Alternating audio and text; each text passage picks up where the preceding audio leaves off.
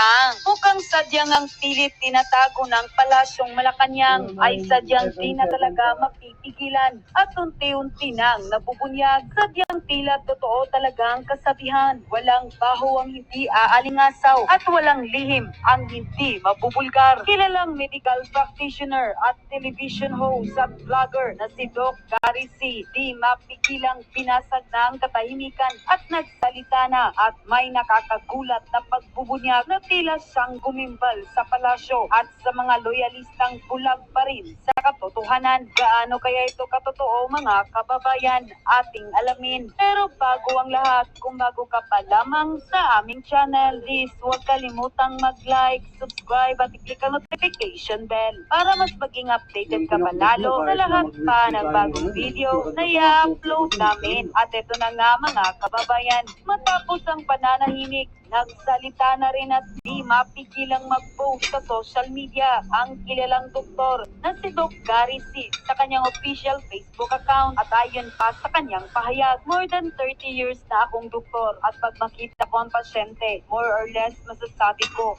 kung may something wrong o may health concern na dapat bigyang pansin ito. Sana magpa-executive check-up ang ating mahal na Pangulo. Narito naman ang buong pagpapaliwanag ng isang magaling na retired general at solidong DDS vlogger na si former General Johnny Macanya Sr. Panoorin ang full video. Magandang araw mga kaibigan. Pag-usapan natin yung pahayag ng isang sikat na doktor, si Dr. Gary C. Pinapanood ko palagi ito, yung kanyang YouTube channel. Magagandang turo niya tungkol sa kalusugan. 2 days ago, mayroon siyang post, sabi niya, yung napansin niya yung pagsasalita ng Pangulong Marcos habang may bisita sa Malacanang. Parinig ko mamaya. Sabi niya, I have been a doctor for more than 30 years. And when I see the patient, more or less, I can tell if there is something wrong or there is health concern that should be given attention to. I hope our dear President will have an executive check-up. Iparinig ko mamaya yung pagsasalita ng Pangulo na napansin ni Dr. Gary C. na hinihingal. Sabi pa ng ni Dr. C, hindi po edited. Sabi niya, ito yung picture. Pero, manas ang mukha. Hindi po edited o fake po ito yan. Ito po yung video just today. Hinihingal, manas ang mukha, may skin discoloration, and teary eyes. But physical sign. That was March 28. So pakinggan natin ang Pangulo. Pansinin niyo yung paghinga. Excessive count.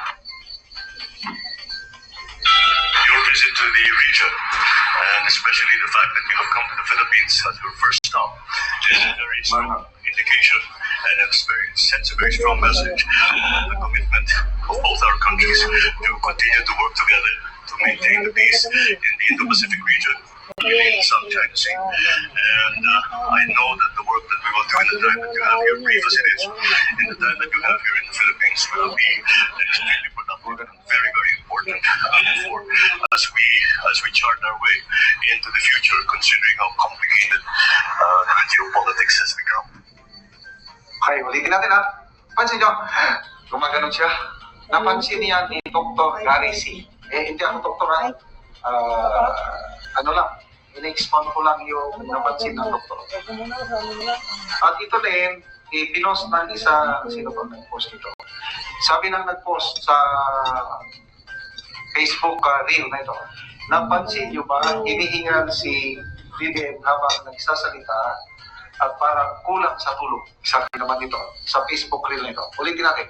Your visit to the region, and especially the fact that you have come to the Philippines as your first stop, is a very strong indication and sends a very strong message of the commitment of both our countries to continue to work together to maintain the peace in the Indo-Pacific region within the South China Sea. And I know that the work that we will do in the time that you have here, brief as it is, and the time that you have here in the Philippines will be extremely productive and very, very important for as we chart our way into the future, considering how complicated geopolitics has So, I don't know kung napansin nyo. Ako, gumaganon na siya. Hindi ako doktor. I don't know kung ano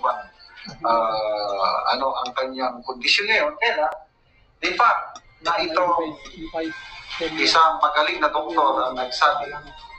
Sabi niya, hindi po edited o fake photo yan. Ito po yung video just today. Ano naman ang dating video. Hinihingal, manas sa mukha, di ba talagang may skin discoloration and teary eyes, bad physical signs. Oh, meron pang paalala dito ni Dr. Garisi na dapat pakinggan natin. Sabi niya, friends, please do not wish ill on others. Let's all have sense of compassion and empathy no matter how bad you perceive a person is. So dito ako piling kay Dr. C. Ano lang siya, professional lang. I-share lang niya kung ano ang napansin niya sa Pangulo. Nag-suggest siya na dapat magkaroon siya ng executive check-up. So, ng mga comments dito. Gilda Dapnisa. Sabi ni Gilda, yes po Dok. Mukhang pagod na pagod siya Dok. Sobrang sipag kasi Dok, sa lahat ng presidente siya yung pinakamasipag. Wala pong tatalo, makinig muna kayo ha. Wala pong tatalo sa kasipagan niya. Kaya siya nagkaganyan kasi nahihirapan siya at malaki ang problema niya kung paano putuin ang taong bayan at paano pabagsakin ang mga Duterte. Kawawa naman siya, Dok, para katawan niya na ang bumabagsak. Ito, binabasa ko ang mga comments kay Dr. Garisi.